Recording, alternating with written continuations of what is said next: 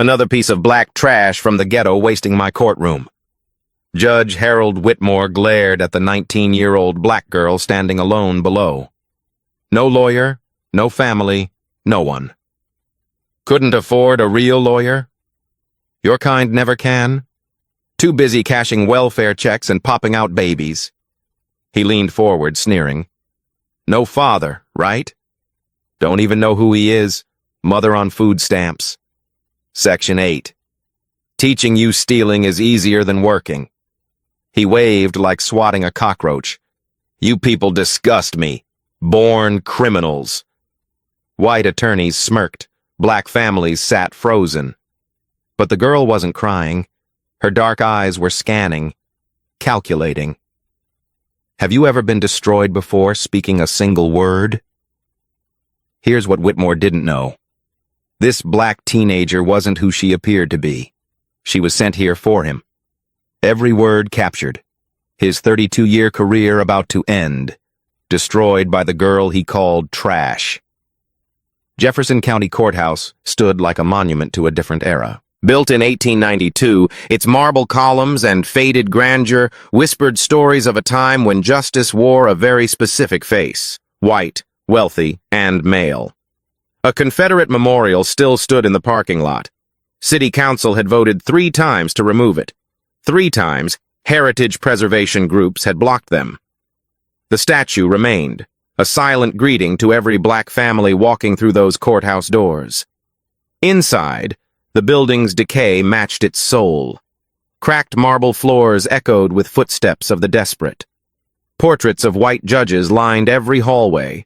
130 years of faces that looked remarkably similar, as if justice itself had been copy-pasted across generations. The metal detectors at the entrance told their own story. Black visitors were stopped twice as often, searched more thoroughly, questioned more aggressively. A mother with 3 children waited 20 minutes while security examined her diaper bag. A white businessman in a suit walked through with barely a glance. This was Jefferson County. This was how things worked. Every day, over 200 cases moved through this building. Assembly line justice. Exposed. Exposed. Exposed. 4 minutes per defendant. Next case. 4 minutes. Next. The system didn't have time for nuance, didn't have patience for context. It processed bodies, predominantly black and brown bodies, with mechanical efficiency. Exposed, exposed, exposed. And presiding over courtroom 4, the busiest courtroom in the building, sat Judge Harold Whitmore, 63 years old, silver hair perfectly styled, Rolex watch glinting under fluorescent lights, 32 years on the bench, longer than many of his defendants had been alive. They called him the Hammer, not because he was tough on crime, because he was surgical in his cruelty, and his cruelty had a very specific target. His sentencing record told the story that polite society refused to acknowledge. A black single mother couldn't pay parking tickets, 90 days in jail, her children sent to foster care. A white college student caught with cocaine, probation, a handshake. Boys will be boys. A black teenager shoplifted food for his hungry siblings, 18 months in juvenile detention. A white businessman on his 3rd DUI, a fine and continued driving privileges, pattern after pattern after pattern. 14 formal complaints had been filed against Whitmore in the past decade. Exposed. Exposed. Exposed. Exposed. Exposed. Exposed. Exposed. Exposed. Exposed. Exposed. Exposed. Because Harold Whitmore wasn't just a judge. He was a protected species. He golfed with District Attorney Richard Coleman every Saturday. He attended charity galas with Police Chief Warren Brody. His Christmas parties featured half the county's power structure. Touch Whitmore, and the whole network would mobilize against you. So nobody touched him. Nobody dared. The black girl standing before him today, according to the file he hadn't bothered to read, was named Chloe Brooks, 19 years old, charged with disorderly conduct and resisting arrest, allegedly caused a disturbance at Morrison's grocery store. Too poor for an attorney, representing herself. Whitmore saw 1,000 like her every year. They blurred together in his mind. One endless stream of black faces to be processed and punished. He wouldn't remember her name by lunchtime. What he didn't see, what his arrogance blinded him to, were the details that didn't fit. The folder she carried had colored tabs inside. Blue, red, yellow, organized with precision, not the scattered paperwork of a frightened teenager. Her posture was wrong, back straight, shoulders squared. Most defendants curved inward, trying to become invisible. This girl stood like she had every right to be there. And her eyes, those dark eyes that moved methodically across the room, cataloging camera positions, noting the court reporter's location, registering exits. Chloe Brooks wasn't her real name. Her real name was Chloe Kennedy, and she had spent 5 years preparing for this exact moment. In the third row of the gallery, another woman watched silently. Dr. Angela Morrison, mid-50s, dressed conservatively in a navy suit, a small notebook open in her lap, pen occasionally moving. She and Chloe hadn't exchanged a single glance since the proceedings began. To any observer, they were strangers. That was precisely the point. Elsewhere in the courthouse, hurrying through the hallways, was Raymond Foster. 55 years old, distinguished gray temples, 25 years as a civil rights attorney, the man who had mentored Chloe since her family's darkest hour, the man she had trusted like a father, the man who, just 12 hours ago, had left a voicemail warning Judge Whitmore that someone was investigating him. Raymond's warning had gone unheard, Whitmore's phone buried in his country club locker. But the betrayal was real. And Chloe knew everything now. The mentor she loved was friends with the monster who had destroyed her family. Today, standing alone in that courtroom, Chloe Kennedy was going to war. Against the system, against her own mentor, against 32 years of protected cruelty. She had never felt more alone. She had never been more ready. Before we return to that courtroom, you need to understand the weight Chloe Kennedy carried on her shoulders. You need to meet the ghosts. Deshaun Williams was 17 years old when his future was murdered. Not his body. His heart kept beating. But everything that made life worth living died in Judge Whitmore's courtroom. Honor student, basketball star, full scholarship to Duke University waiting in his mailbox. The first person in 4 generations of his family who would attend college. His mother had worked 3 jobs to keep him focused on school instead of streets. His grandmother had prayed every night for 18 years for exactly this moment. Then one evening, walking home from practice, police lights flashed behind him. He matched the description of a robbery suspect.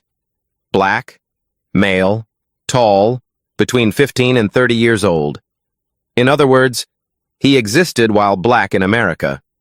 Deshaun had never stolen anything in his life. He had receipts for every item in his gym bag. 6 teammates could verify exactly where he'd been for the previous 3 hours. None of it mattered to Judge Harold Whitmore. Bail denied. Flight risk, Whitmore called him.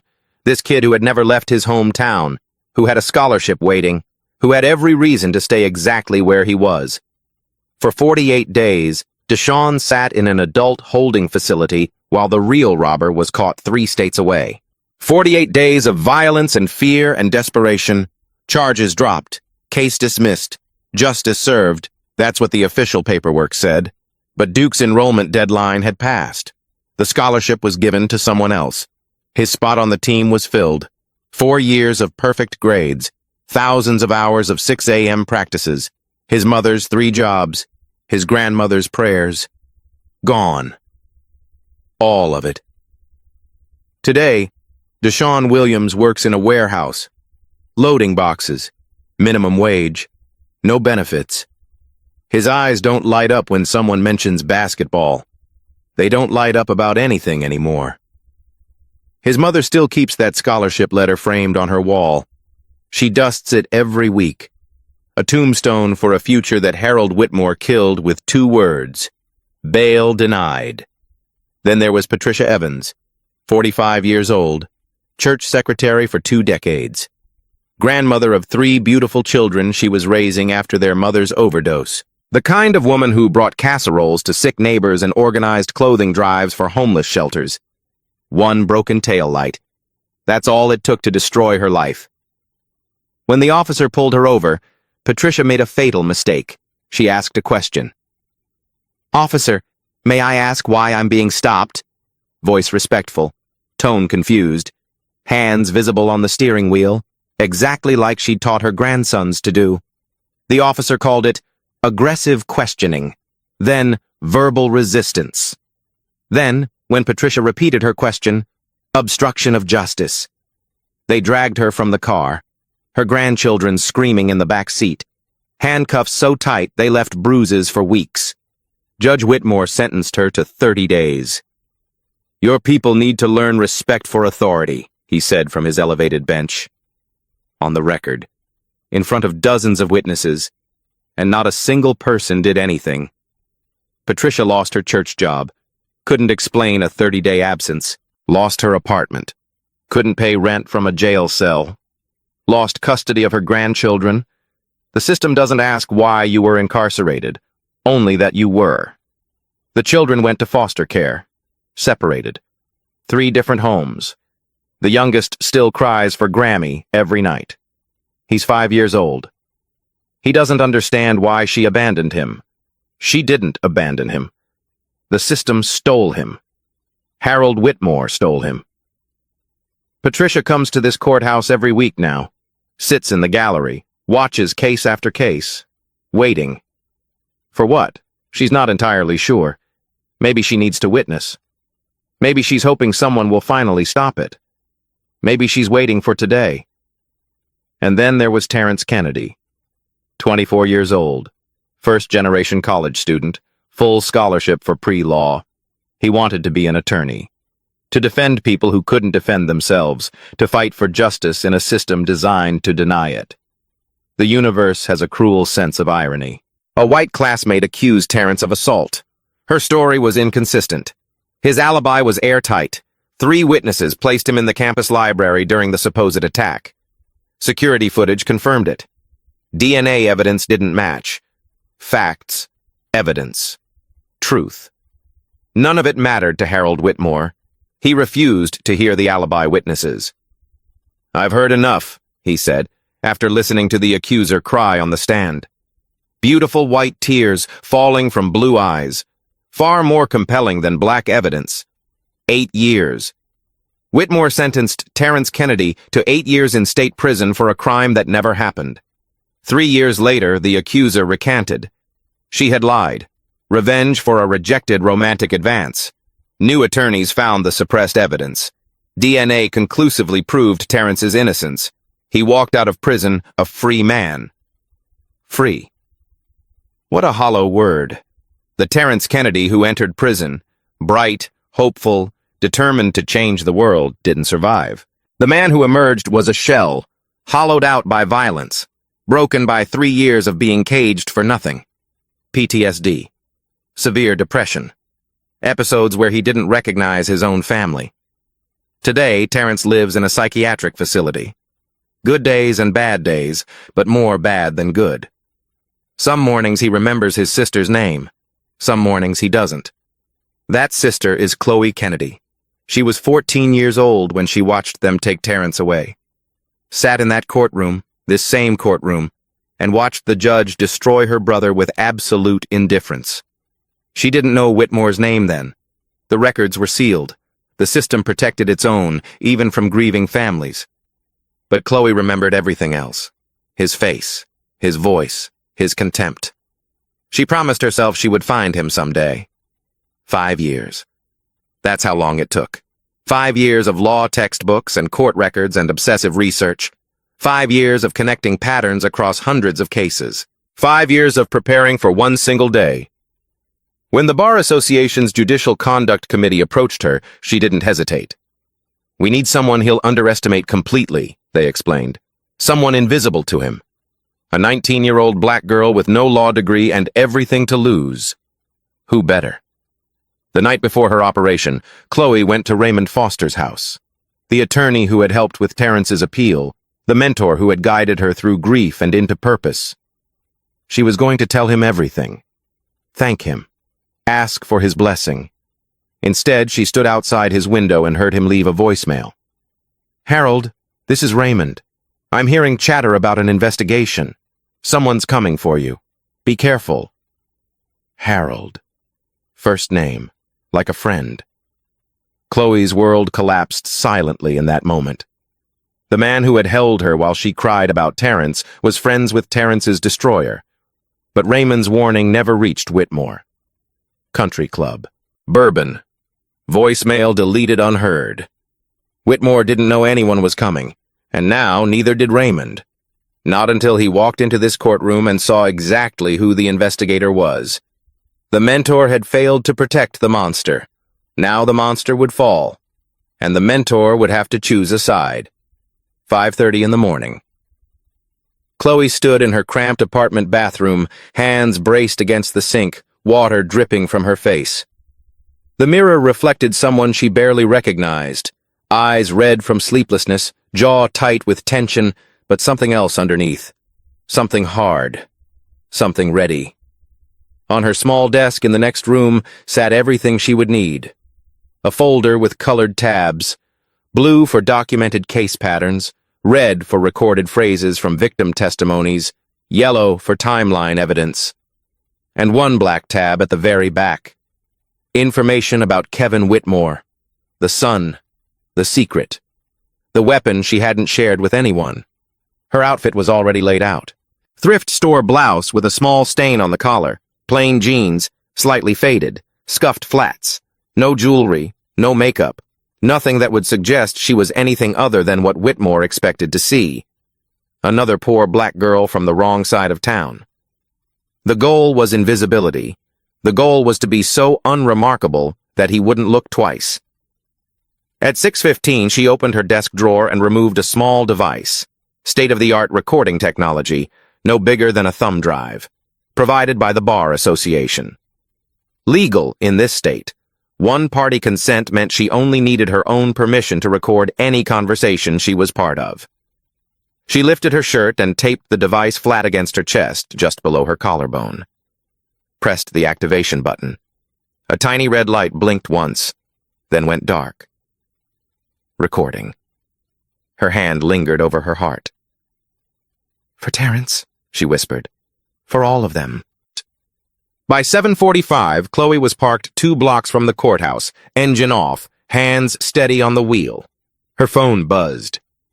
Dr. Morrison. "Final check, how are you feeling?" Chloe considered the question. How was she feeling? Terrified. Determined. Sick with anticipation. Ready. "I'm good." "Whitmore has no idea?"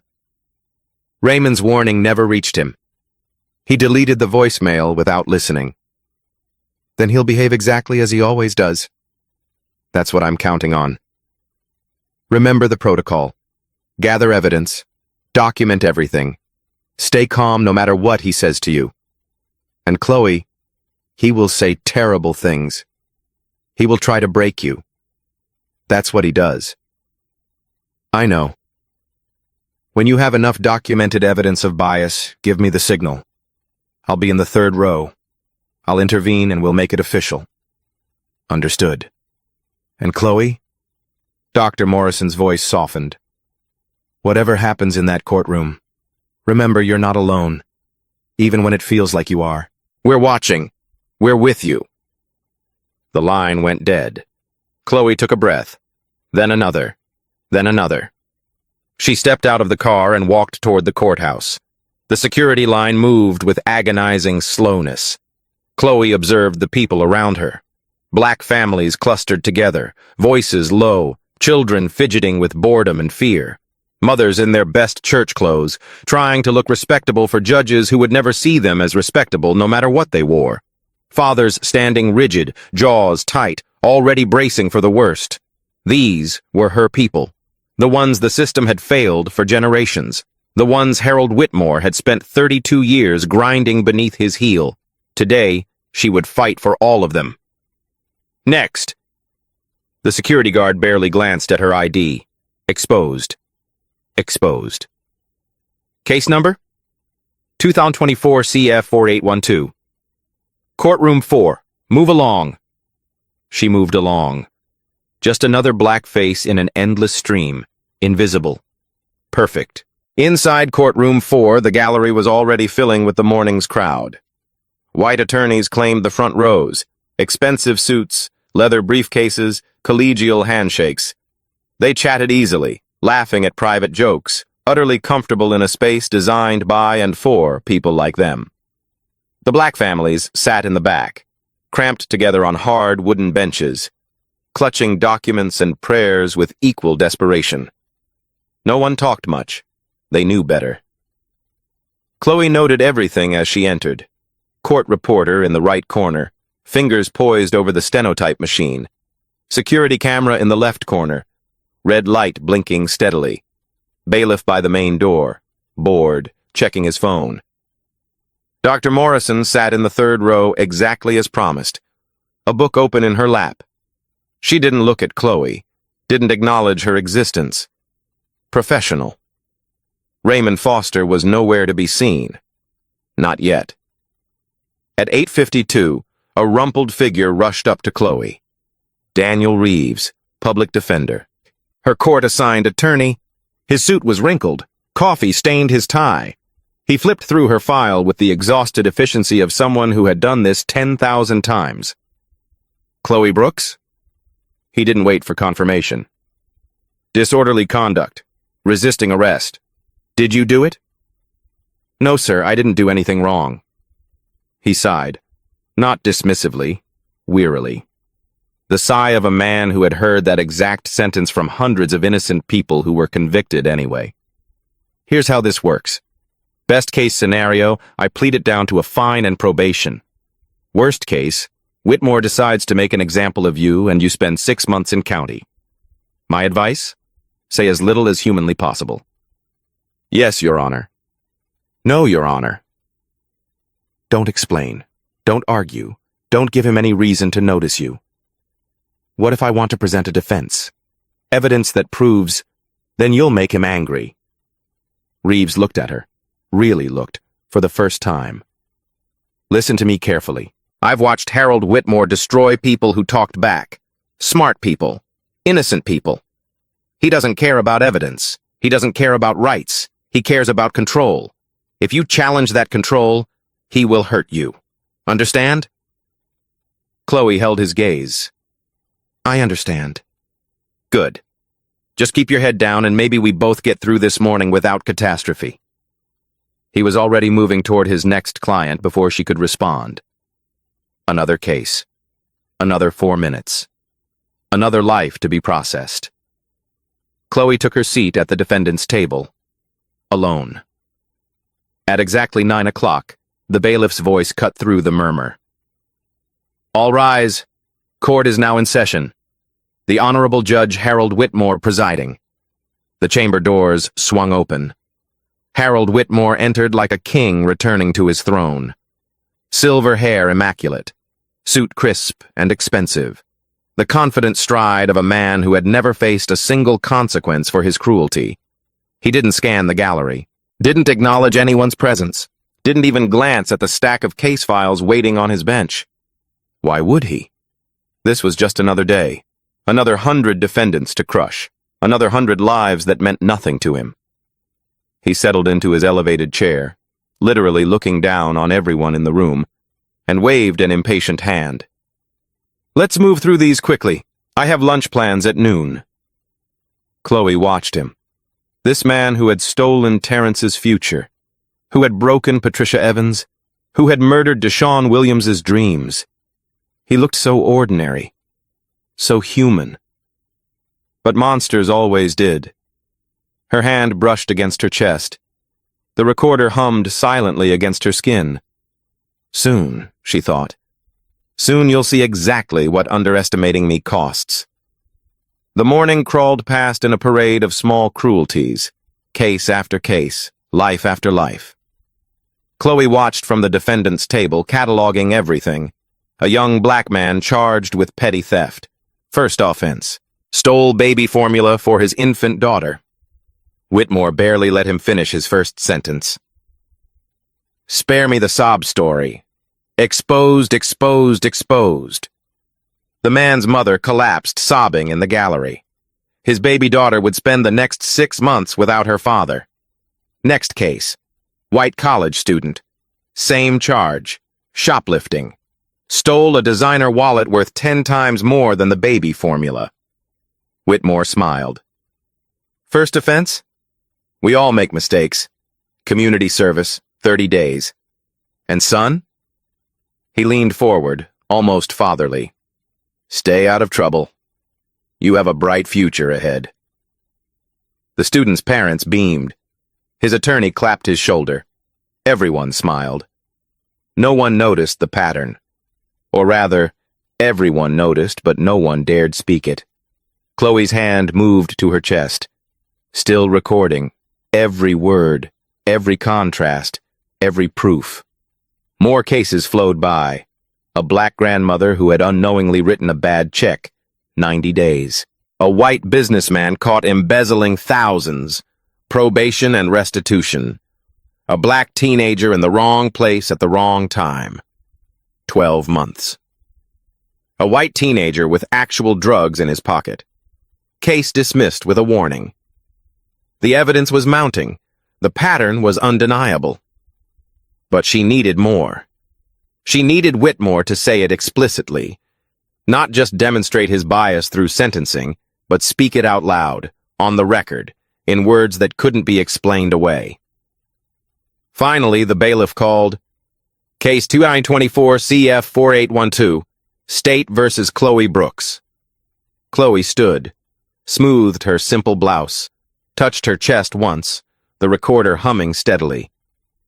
She walked to the defendant's table and stood alone. Judge Harold Whitmore looked up from his papers with visible annoyance. His eyes swept over her. Young, black, female, poor, alone. No visible support, no expensive attorney, no power. She saw the exact moment he dismissed her as irrelevant. His shoulders relaxed. His sneer deepened. Egom, he had already rendered his verdict. Disorderly conduct. Resisting arrest. He recited the charges without interest. Let me guess. You didn't do it? Not guilty, Your Honor. He snorted. Of course not. They never did it. That's the one thing your people have in common. Always innocent. Always the victim. Always someone else's fault. There it was. Your people. Chloe had seen that phrase in 46 different complaint files spanning a decade. Victim after victim describing the same words. And for 10 years, it had been dismissed as hearsay. Unverifiable. His word against theirs. Now she had it. His voice. His courtroom. His own words on tape. But one phrase wasn't enough. She needed more. She needed him to fully expose himself, to say things so explicit, so undeniable, that no political connection could save him. The morning's observations had taught her something crucial. Whitmore didn't just despise black defendants. He despised defiance. He became enraged when anyone challenged his authority, when anyone dared to look him in the eye instead of cowering. His ego was his weakness. If she pushed back, not with anger, but with calm, articulate resistance, he would lose control. He would say things he couldn't unsay. He would destroy himself. She just had to be willing to take the abuse. For Terrence, for Patricia, for Deshawn, for the baby whose father was just sentenced for stealing formula. Chloe straightened her spine, met his contemptuous gaze, and spoke in a clear, steady voice. Your Honor, I have evidence that contradicts the police report. 3 witness statements from independent store customers who observed the incident. I'd like to present them for the court's consideration. Whitmore's eyebrows rose. Most defendants begged. Most defendants cried. Most defendants accepted their fate quietly. This black girl was asking to present evidence, like she had rights, like she mattered. His eyes narrowed. Good. Evidence? Whitmore repeated the word like it was an obscenity. You want to present evidence? In my courtroom? Yes, Your Honor. As is my constitutional right. Your constitutional right. He laughed, a harsh, ugly sound. Listen to this, everyone. A girl from the ghetto lecturing me about constitutional rights. Tell me, Miss Brooks, did you learn about the Constitution between drug deals? Or was it during one of your mother's many visits from different fathers? Laughter from the front rows, white attorneys enjoying the show. Chloe kept her voice level. I've prepared documentation that demonstrates the charges against me lack proper foundation. Section 14 to 288.4 of the State Criminal Code requires proof of intent to cause— Stop! Whitmore held up his hand. Did you just quote a statute at me? I'm presenting my defense, Your Honor. You're wasting my time. His face reddened. You walk into my courtroom in your thrift store clothes with your food stamp education, and you think you can lecture me on the law?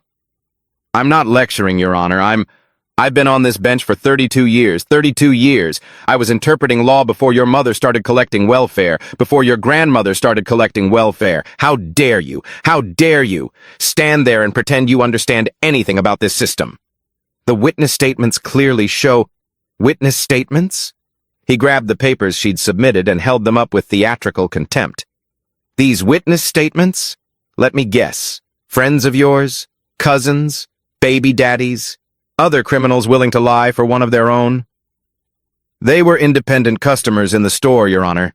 Complete strangers who will say anything to help another black defendant beat the system. He tore the pages in half, let them flutter to the floor. There, that's what I think of your evidence. Gasps rippled through the gallery. Even some of the white attorneys looked uncomfortable. Whitmore didn't notice. He was lost in his righteousness now. 32 years of unchallenged power had convinced him he could say anything, do anything, and face no consequences. You people, he continued, leaning forward, finger pointed at Chloe like a weapon. You come in here with your attitudes and your excuses. You waste taxpayer money. You drain resources from hard-working Americans. You breed like rats and expect the rest of us to clean up your mess. Chloe's heart pounded. The recorder captured every word. I've processed thousands of your kind, he spat. Thousands. And you're all identical. No fathers, no discipline, no values. Just generation after generation of criminals raising criminals. A disease that keeps spreading no matter how many we lock up. Movement in Chloe's peripheral vision.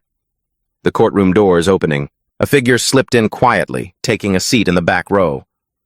Raymond Foster. Their eyes met across the room. His face went chalk white with recognition. He knows, Chloe realized. He sees me. He understands exactly who I am and what I'm doing here. Raymond sat frozen, staring at her. His mentor. His mentee. In this moment, on opposite sides of everything. Would he say something? Stand up and warn his friend? Expose her? Seconds stretched like hours. Raymond's mouth opened, then closed. His hands gripped his knees until the knuckles turned white. She could see the war raging behind his eyes. Loyalty versus conscience. Friendship versus justice. The easy wrong versus the difficult right. He stayed silent. Chloe turned back to the judge. Whatever Raymond chose to do, she had work to finish. Your Honor, she said calmly, I'm simply trying to exercise my legal right to— Your legal right? Whitmore laughed bitterly. You want to talk about rights? Your people have been abusing rights for decades. Every handout, every special program, every time the system bends over backward to give you advantages you don't deserve. And what do we get in return? Crime, violence, decay, neighborhoods destroyed, schools ruined, a whole race of people who refuse to take responsibility for anything. That's not— It's exactly what it is. His fist hit the bench. I'm sick of it. Sick of watching you people destroy this country while demanding we feel sorry for you. Sick of your sob stories and your excuses and your endless, pathetic victimhood. He swept his hand toward the gallery, toward the black families sitting in terrified silence. You want to know why the prisons are full of your kind? Because you fill them. You. Through your choices, through your culture, through your refusal to be civilized. Chloe let him talk. Every word was another nail in his coffin. Every phrase was more evidence for the permanent record. "Do you have anything else to say, Miss Brooks?" he finally demanded. "Any more statutes you want to quote? Any more evidence you want me to ignore?" Chloe opened her mouth to continue, but Whitmore cut her off with a wave. "Never mind. I've heard enough. 15-minute recess." He stood abruptly. "When we return, you will plead guilty and stop wasting this court's time, or I will demonstrate what real consequences look like for people who disrespect my courtroom." He disappeared into his chambers. The door slammed behind him. Chloe exhaled slowly. Her hands were trembling, but her mind was clear. She had everything she needed. Enough recorded evidence to end his career. But across the courtroom, Raymond Foster was rising from his seat, walking toward her, his face a mask of conflicted emotion. Their confrontation was coming, and Chloe wasn't sure she was ready for it. Raymond caught up with her in the hallway. His hand grabbed her elbow, urgent. "What are you doing?" His voice was a harsh whisper. "Chloe, what the hell are you doing here?" She turned to face him fully. This man who had comforted her at her brother's sentencing, who had encouraged her to transform grief into purpose, who had promised to always stand beside her. This man who was friends with the monster who destroyed her family. "I think you already know, Uncle Raymond." His face crumbled. "You're the investigator, the one I tried to warn Harold about. It's you. And you're the one who tried to protect him." Her voice was ice. "Last night when you left that voicemail, Harold, someone's coming for you, be careful. Like you were protecting a friend." "How do you know about—" "I was outside your window. I heard every word." She stepped closer. "Harold? You called him Harold, first name. Like a buddy. Like someone you care about." Raymond's mouth worked soundlessly. Guilt, shame, fear, all fighting for dominance on his face. "Chloe, listen to me. It's complicated. Harold and I go back 30 years. We were in law school together. But that doesn't mean... Doesn't mean what?" Her voice cracked despite her determination to stay composed. "That you've been protecting him?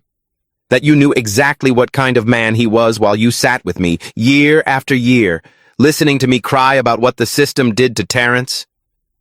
I didn't know Harold was Terrence's judge, I swear. The records were sealed. By the time I discovered... But you stayed friends with him." The accusation hung in the air. "After. Even after you found out. Even after everything you learned about his patterns. You kept golfing with him, kept covering for him, kept being his friend." Raymond's silence was its own confession. "For 5 years," Chloe continued, voice trembling now, "I cried on your shoulder about what happened to my brother. 5 years. And you never once told me you knew the man responsible. You protected him instead of us." "I didn't protect him. I didn't know how to tell you. I thought maybe I could change him. From the inside. Make him understand. How's that working out?" He had no answer. Chloe studied this man she had once loved like a father. Saw him clearly for the first time. The cowardice behind the charm. The complicity behind the kindness. "You have a choice right now, Raymond. Go back in there and warn your friend. Save him. Expose me. Or stay silent and let me finish what I came here to do. If you bring him down, you don't understand. It won't be just him. The entire network will come after you. The DA. The police chief. Everyone he's protected for 30 years. They'll destroy you. Let them try. You're 19 years old, Chloe. You have no idea what these people are capable of." "I know exactly what they're capable of." Her eyes blazed. "I watched them steal 8 years of my brother's life. I visit him every month in a psychiatric ward because of what they did to his mind. The question isn't what they're capable of, Raymond. The question is, what are you going to do? Help them destroy me too?" Raymond's face crumbled. For a long moment he just stood there, broken. lost. "I didn't know," he finally whispered. "About Terrence. About Harold being his judge. I would never have stayed friends if I'd known. But you knew what Whitmore was. You heard the stories, the complaints, you saw the patterns, and you looked away because friendship was easier than justice." He couldn't deny it, wouldn't even try. "Choose," Chloe said simply. "Right now. Your golf buddy or your conscience." Raymond looked toward the courtroom door, then back at Chloe. His eyes were wet. "I never should have made that call. I knew something was wrong, felt it in my gut. But 30 years of friendship—" He trailed off. "That's not an excuse.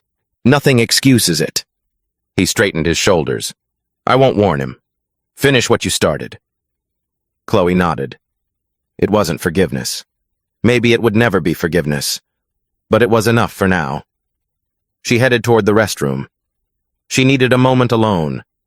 Inside, her phone buzzed. From Memorial Psychiatric Hospital. "Urgent. Mr. Terrence Kennedy had episode last night. Condition unstable. Please call immediately." Her hands began to shake. Terrence. While she was here fighting, he was suffering. Alone. Afraid. She could walk away right now. Go to him. But if she left, Whitmore would keep destroying families. Keep breaking brothers. Keep creating more Terrences. She made her choice. "Tell him I'm coming," she whispered to no one. "Right after I finish this." Whitmore returned from recess looking refreshed, coffee in hand, smug satisfaction on his face. He had no doubt this black girl would do what they all did. Crumble, plead guilty, disappear. He settled into his throne and gestured dismissively at Chloe. "Well, ready to stop wasting everyone's time?" Chloe stood. Her hand brushed her chest, still recording. "Actually, Your Honor, I have a confession to make." His eyebrows rose with theatrical interest. "A confession? Finally.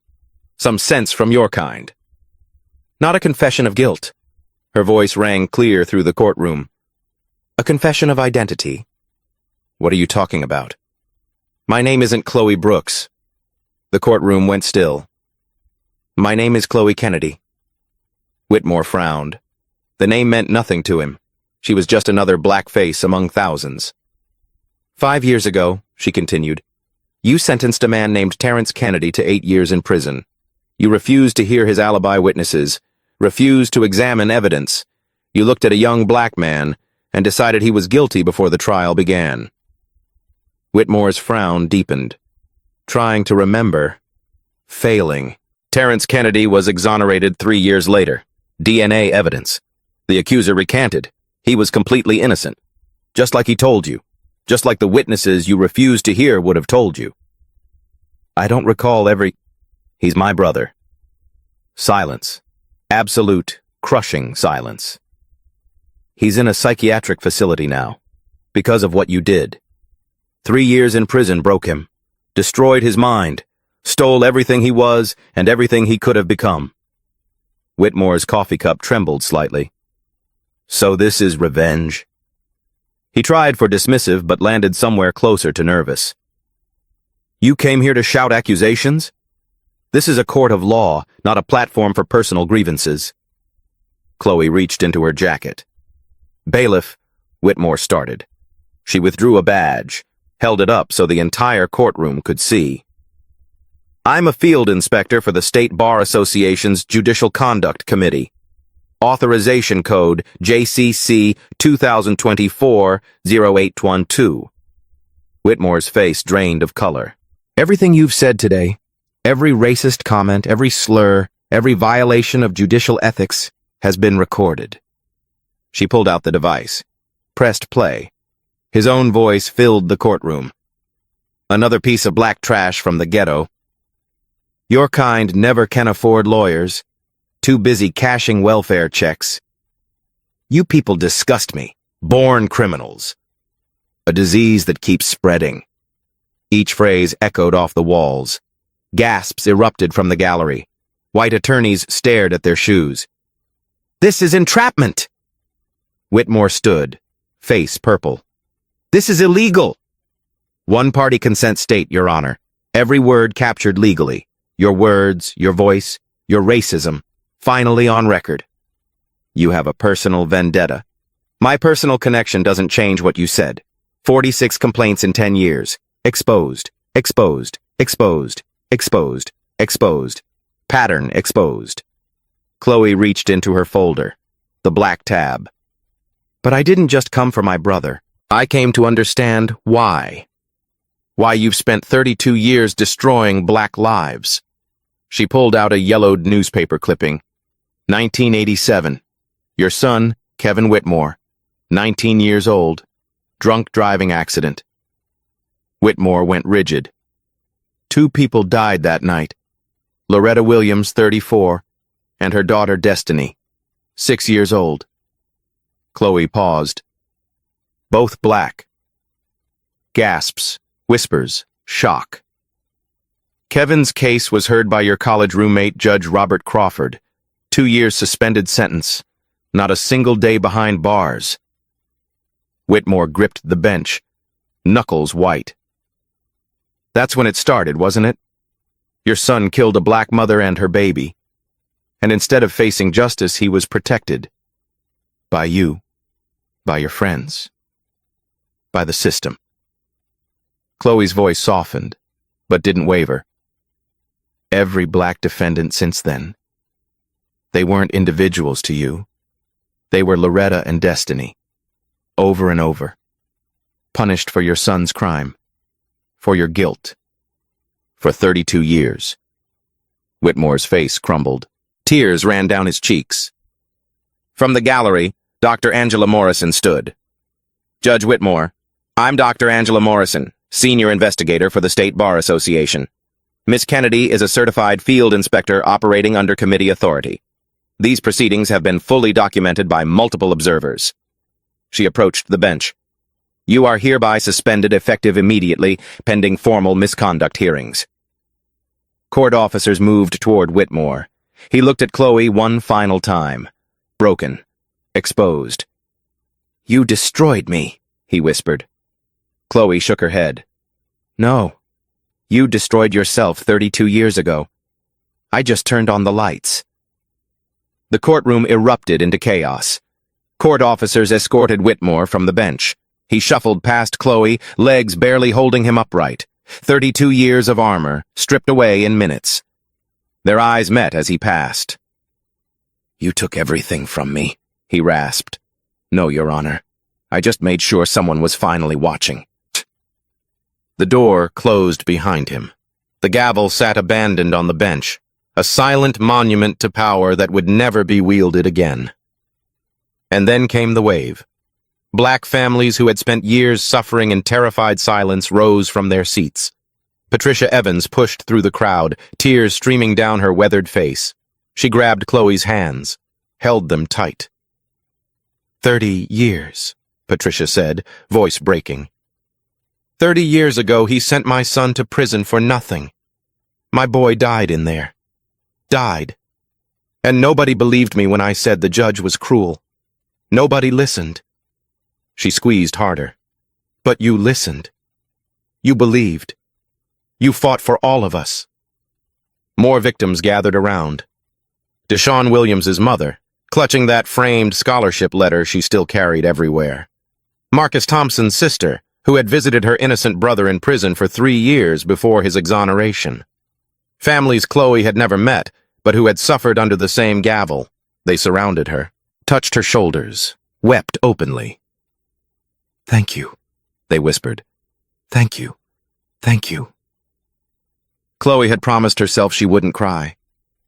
She had built walls around her heart to survive this day, to stay strong, to finish the mission. The walls crumbled completely. She sobbed, deep, wrenching sobs that came from somewhere primal. 5 years of grief and rage and exhaustion pouring out in the arms of people who understood exactly what she carried. She hadn't just done this for Terrence. She had done it for every person Whitmore had ever crushed. And now they were here, surrounding her, lifting her up.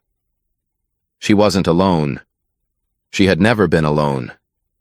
A hand touched her elbow. Raymond Foster. She stiffened. The grief retreated. I know I'm the last person you want to see right now, Raymond said quietly. I know I don't deserve forgiveness. Maybe I never will. You're right. You don't. He nodded, accepting the judgment.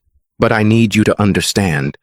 When I realized what I had done, what I had protected all these years, something broke inside me today. Watching you up there, watching you tear down everything Harold built. I understood for the first time how blind I had been. Blindness is a choice. It was. And it was the wrong choice. I see that now. He paused. I can't undo the past. But I kept silent today when I could have stopped you.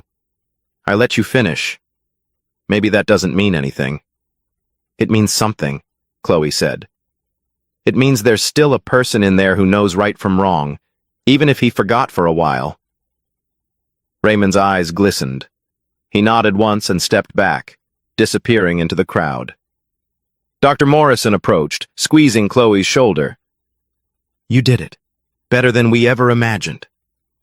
What happens now? Formal hearings, criminal investigation. At least 34 of his cases will be reopened. This is just the beginning. Chloe's phone buzzed. Memorial Psychiatric Hospital.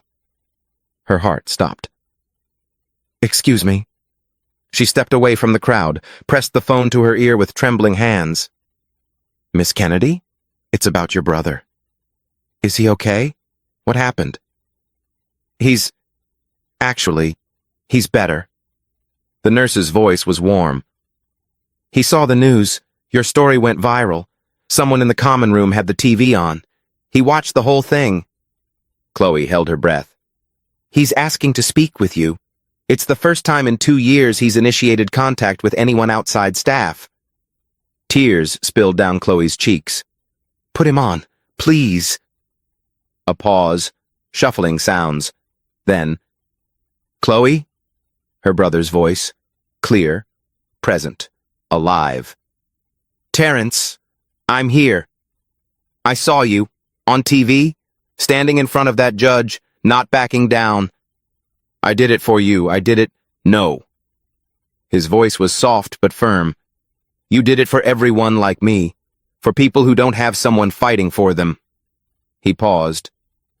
I'm proud of you, little sister. For the first time in years, I feel something again. Like maybe things can actually get better. Chloe pressed her hand over her mouth to keep from breaking completely. I love you, Terrence. I love you too. Now go finish what you started. I'm okay. I think I can finally start being okay. 6 months later. The headlines told the story. Judge Harold Whitmore, removed from bench, faces criminal civil rights charges. 34 cases reopened for wrongful conviction review. Deshaun Williams receives full basketball scholarship to Howard University. State legislature passes landmark judicial accountability reform. Chloe Kennedy graduated at the top of her class. 3 civil rights organizations offered her positions before she even received her diploma. She chose the one focused on judicial accountability because Harold Whitmore wasn't unique. There were others like him, hidden behind benches across the country. She would find them all. Terrence was released from the psychiatric facility. Outpatient therapy now. Good days and bad days, but far more good than before. When he watched his sister on the news, and there was always news, he smiled. A real smile. The kind that used to come easily, before the system tried to destroy him. One afternoon they sat together in the garden outside his residence, sunlight warm on their faces. Starting that new case next week? Terrence asked. Alabama. Another judge with a pattern. Another Whitmore? We'll see. He turned serious. Don't let this become everything you are. Don't let the fight swallow you whole. Chloe took his hand. It won't, because I have you to remind me what we're actually fighting for. Not revenge. Healing. 6 months after that courtroom, Chloe Kennedy stood in a different courthouse. Different state. Professional suit. Bar association credentials. Another judge who believed no one was watching. He was wrong, too. Behind her in the gallery sat Terrence. Patricia Evans, Deshaun Williams' mother. The families who had once felt voiceless, now witnesses to change they helped create. Some battles you fight alone, but victory belongs to everyone who refused to give up. If this story moved you, if you've ever been dismissed because of who you are, underestimated because of how you look, judged before you could speak, remember Chloe Kennedy. She had no money, no connections, no power in any traditional sense. What she had was knowledge, courage, and an unshakable belief that the truth matters. Sometimes, that's enough to change everything. The people who underestimate you, they're giving you an advantage. They're not watching closely. And by the time they realize their mistake, it's already too late. The next Chloe Kennedy might be watching this video right now. It might even be you.